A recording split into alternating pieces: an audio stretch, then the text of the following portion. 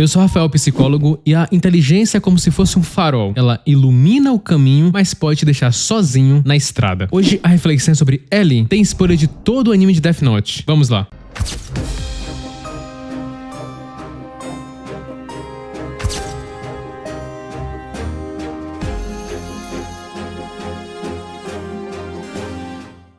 Ellie é um dos personagens mais brilhantes e, ao mesmo tempo, mais solitários do universo dos animes. O criador de Death Note criou Ellie com uma mente que opera tão acima dos demais que cria, paradoxalmente, uma distância quase intransponível entre ele e o resto do mundo. Só que a genialidade que torna ele indispensável também isola ele. Ellie vive cercado de dados, mistérios e suspeitas, mas raramente pessoas. Ele enxerga o mundo como um tabuleiro onde todos podem ser peças, mas quase ninguém é aliado. Então, meio que sua inteligência extrema não é apenas um dom, mas um fardo que impede ele de relaxar e também confiar. Por isso, sua figura é marcada por silêncio, estranheza e uma profunda solidão. No anime de Death Note, vemos Ellie sendo meio que uma espécie de contraponto do Yagami Light, o Kira. Light é alguém bastante sociável, apesar de não querer fazer isso necessariamente, mas ele claramente tem habilidades sociais bem avançadas, tudo o que o Ellie não tem. Mas um ponto que os dois têm em comum, além da inteligência, é o fato de serem sozinhos, por motivos distintos. Mas nesse vídeo eu vou te mostrar como a genialidade e a alta inteligência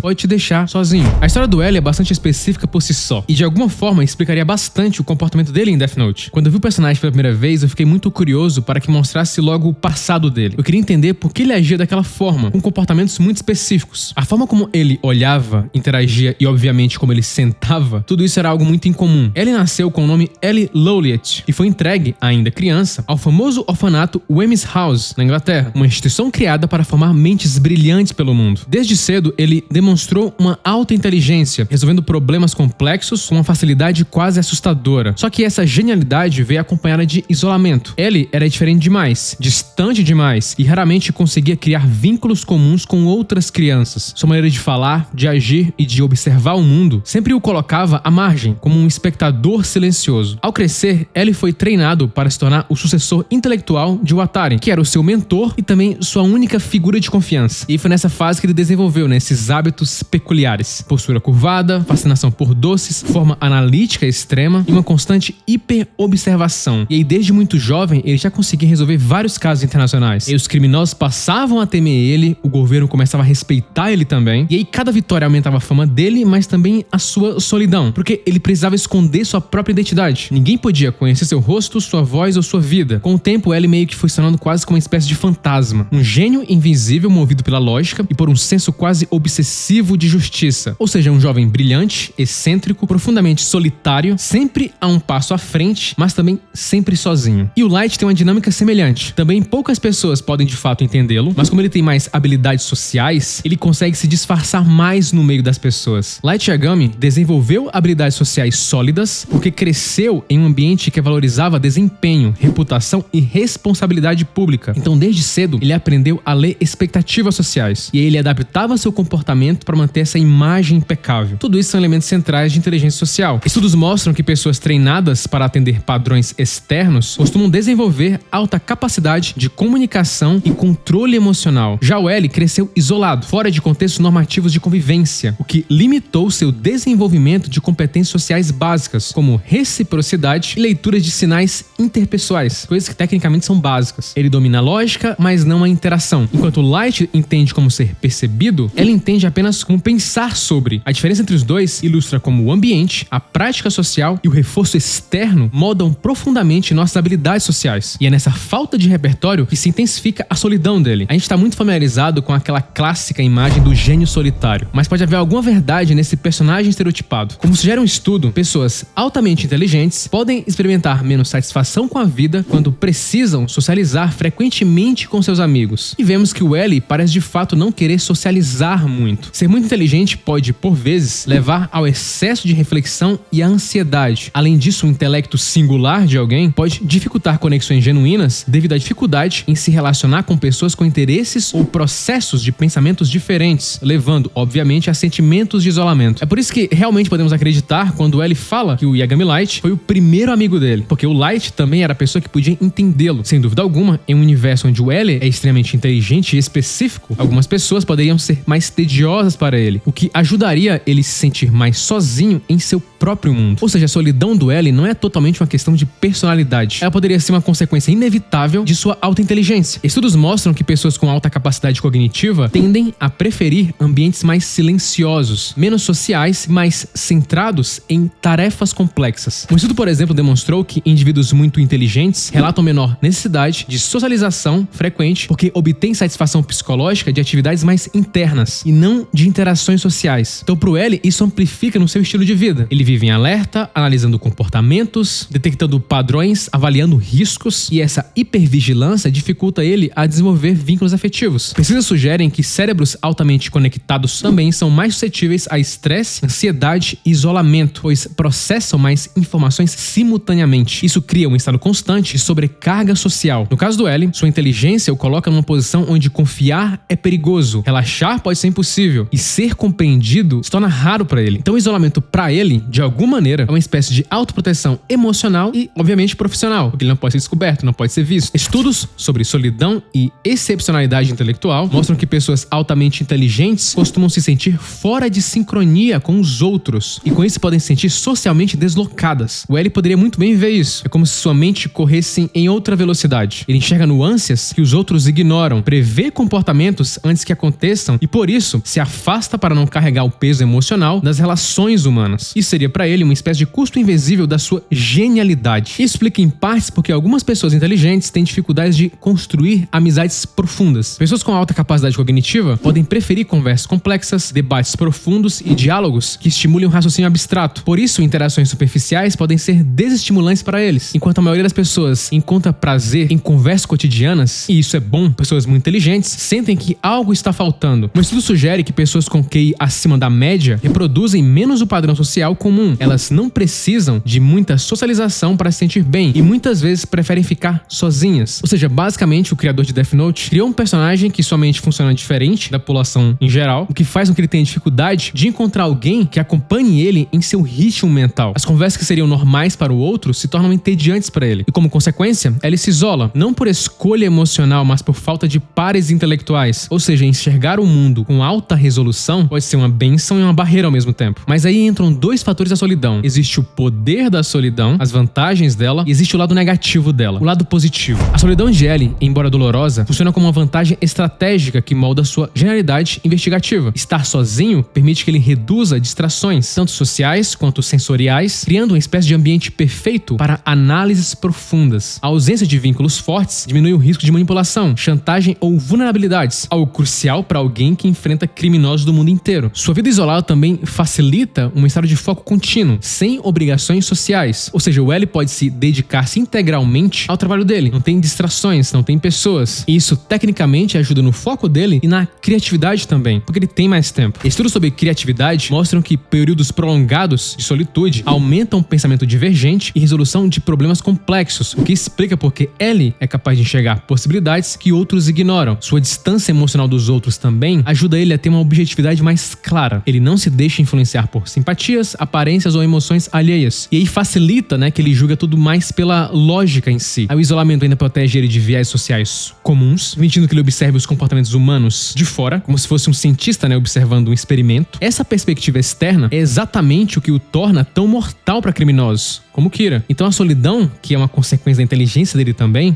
é parte da engrenagem que torna ele o detetive mais perigoso do mundo. Paradoxal. Mas aí tem um lado negativo da solidão, que as pessoas extremamente inteligentes podem passar. A solidão em si está longe de ser algo extremamente positivo. Eu sei que a pessoa mais solitária do mundo não queria ouvir isso, mas é verdade. A solidão do L, embora funcional para sua genialidade, também o corrói silenciosamente. Ele vive em um estado constante de hiperalerta, onde cada pessoa é uma espécie de possível ameaça para ele. Ele não pode confiar em ninguém. Essa vigilância crônica desgasta o seu corpo e sua mente, criando um ciclo de estresse contínuo. Precisamos de pessoas que podemos confiar, de pessoas próximas a gente, justamente para perdermos um pouco dessa vigilância, para sabermos que alguém está ali pra gente. Então, isolado desde a infância, o L nunca desenvolveu vínculos seguros que pudessem servir como base emocional ou reguladores afetivos. Estudos da pesquisadora Juliane Hood-Lundstad, uma das maiores autoridades no estudo da solidão, mostram que o isolamento social aumenta em 26 a 32% o risco de morte precoce, um impacto comparável ao tabagismo e à obesidade. E de fato, o L teve a morte precoce, não por esses motivos, obviamente, ou de certa forma foi causada pela solidão, solidão também, dependendo do ângulo, né, que a gente olhar. Então a solidão, sim, ela é prejudicial à nossa saúde. No caso do L ainda é maior, porque a solidão dele não é apenas social, mas emocional e cognitiva também. Ele não confia, não se expõe e, tecnicamente, o corpo dele não relaxa. A falta de relações significativas, para todos nós, reduz a nossa capacidade de regulação emocional, aumenta sintomas de ansiedade, exaustão e fadiga cognitiva. Estudos em neurociência social demonstram que cérebros em solidão prolongada apresentam maior atividade da amígdala, o que intensifica respostas de medo e suspeita, traços extremamente visíveis no L. Sua vida inteira se torna trabalho, lógica e risco, mas nunca cuidado ou afeto. O preço da genialidade dele, portanto, não é apenas isolamento, é a deterioração silenciosa da sua saúde. E além disso, ele é sozinho na sua própria responsabilidade. Ele carrega sozinho a expectativa de ser o único capaz, o que obviamente deixa ele em estado de vigilância constante e com uma alta pressão. Em sua relação com Light, ele então vivencia talvez o maior conflito interno. Pela primeira vez, sente um vínculo genuíno, mas ao mesmo tempo sabe que pode estar se apegando ao próprio inimigo. Talvez ele queria confiar, mas não podia. Ou seja, paradoxalmente, ser inteligente pode te causar muitas dificuldades, principalmente sociais. Lembrando que a inteligência não é apenas algo único. Ou você é inteligente ou não é. Existem vários tipos de inteligência. Por exemplo, o L mostra uma baixa inteligência emocional. Ele tem uma empatia cognitiva, mas não afetiva. Ele entende o que as pessoas sentem, mas não se conecta ao que sentem. E aí, quando nossa empatia é falha com os outros, ela pode ser falha com a gente também. Ou seja, o L é um personagem que enxerga tudo menos a si mesmo. Sua genialidade o coloca acima dos outros intelectualmente, mas sua dificuldade em ler e expressar emoções o coloca à margem das relações humanas. L é o retrato perfeito como o quociente de inteligência e quociente emocional podem não caminhar juntos necessariamente. Ela então conviveu com o lado bom e o lado ruim da sua própria inteligência. Aspectos sociais são sempre importantes. Não fomos feitos para sermos sozinhos ou para nos isolarmos por completo. Mas às vezes a solidão é o custo da reflexão profunda, pois o preço de ver além é perceber quanto poucos realmente enxergam. Curta, se inscreva e compartilhe. É apenas o começo.